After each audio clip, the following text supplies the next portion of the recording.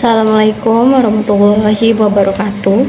Nama saya Trimurti Maharani. Saya dari kelas 4A Prodi Bahasa Inggris.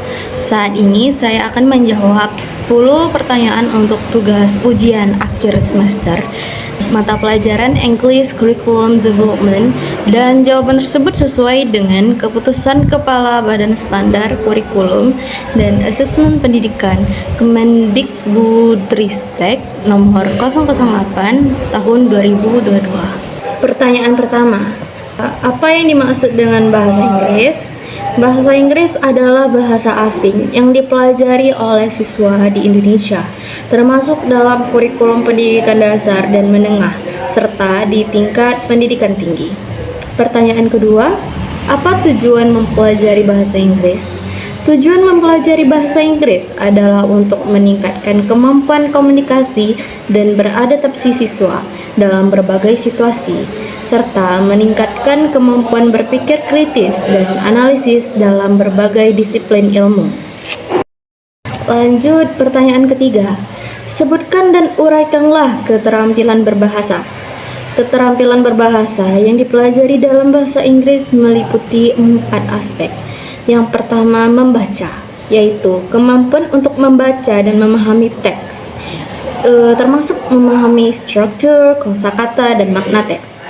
Yang kedua, mendengarkan, yaitu kemampuan siswa untuk mendengarkan dan memahami percakapan berbahasa Inggris, termasuk memahami intonasi, tempo, dan makna percakapan. Yang ketiga, menulis, yaitu kemampuan siswa untuk menulis teks berbahasa Inggris yang jelas, rinci, dan berstruktur dengan baik.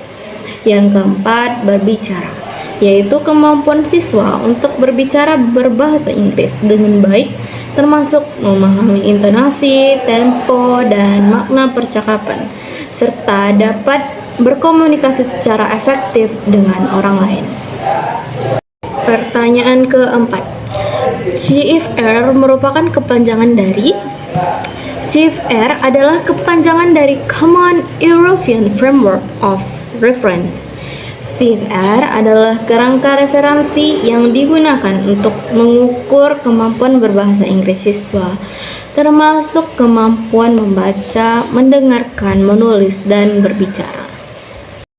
Pertanyaan kelima, apa yang dimaksud dengan life skills?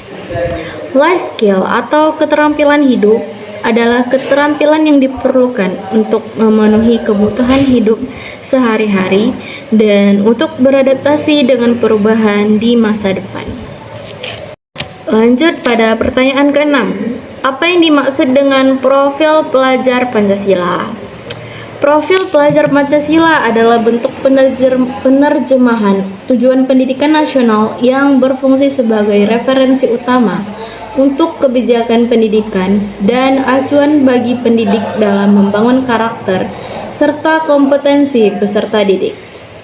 Profil ini terdiri dari 6 dimensi yang harus dipahami oleh seluruh pemangku kepentingan, yaitu beriman, mandiri, bergotong royong, berkebinekaan global, bernalar kritis, serta kreatif.